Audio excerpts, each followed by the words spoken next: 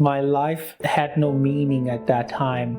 I was like using most types of drugs that I could use. I was drinking often. I was born a Christian. My mother was a strong Christian and used to take us, me and my brother, to church every Sunday, and even took us to attend the Sunday schools. But growing up, we didn't have a strong faith and belief in Christ, because most of our church attendance were just for parents. And once we finished high school, we stopped going to the church. And since then, it's been a long journey. I gave my life to Christ this year. And it was after an encounter that I had, of which God spoke to me. And it was at a time where I felt like I had no purpose of living. I had given hope on everything, on life, on work, on family, and every other thing that I could think about by then. And my life had no meaning at that time. I was like using most types of drugs that I could use. I was drinking often and just woke up just to pass time and had no purpose until I met him. I used to hear his voices even when I was struggling or going through everything that I was going through, but I always felt like there was something silencing that voice. I used to have dreams, and when I woke up I couldn't remember any of it. People used to try to talk to me about God, and I used to block it. My mom used to post stuff and talk to me about God and even try to pray, but I used to block it. I felt a really strong urge to block it, and I didn't know why until I came to open up my heart to him. And when I did open up my heart to him, that's why I saw what I was lacking. After that, I felt a really great urge to pursue this purpose, of which it led me to more encounters. I started by opening services online. Just open YouTube random videos trying to hear his word. And I had friends who were inviting me to online services, of which I was joining. And that kept on growing my faith, because I kept on trying to hear the word as much as I could.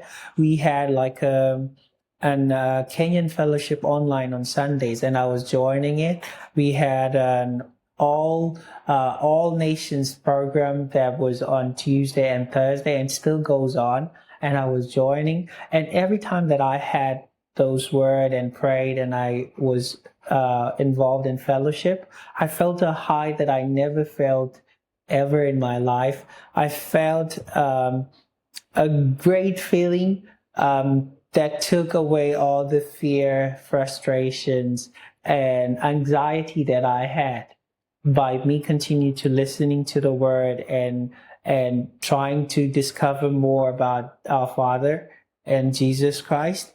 And that gave me a sort of comfort that I had never found before, because before I used to try to seek it in people or in material stuff.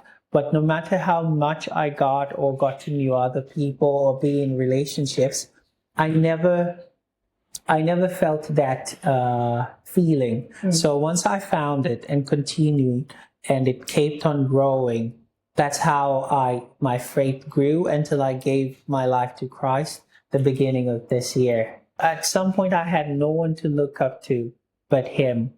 In terms of the things that I've gone through, including the accident and having to undergo surgery and not having to work, not being able to afford my surgery, not having any people close by, but God always bringing people to my aid. And even I haven't gone back to work yet. It's almost 2 months since I got the accident, but God has always been faithful to me.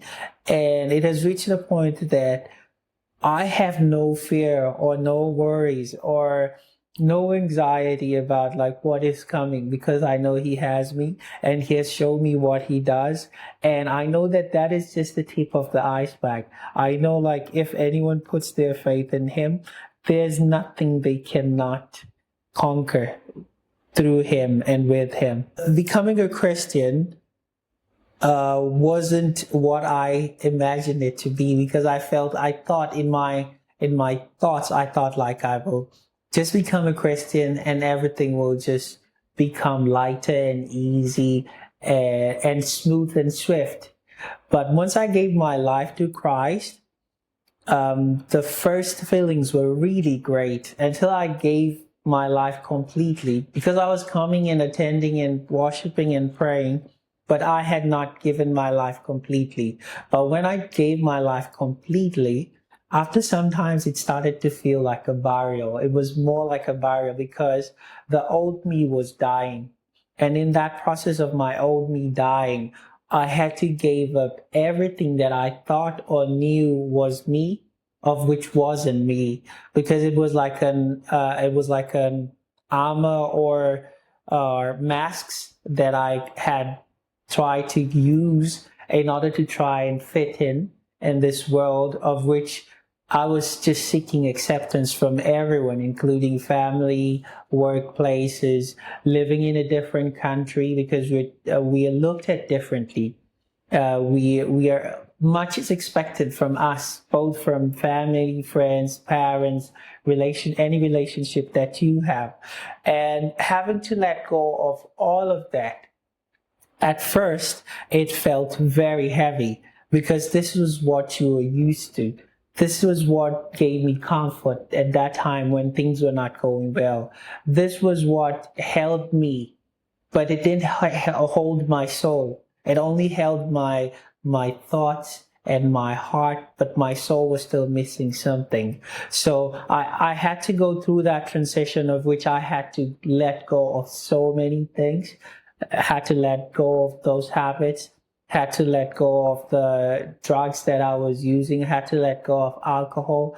And at some point, at first it was a really tough battle, but after giving my life completely, God was always with me, giving me strength, directing me to a point where months back, I could go inside 7, and the only thing that would ring in my mind was alcohol.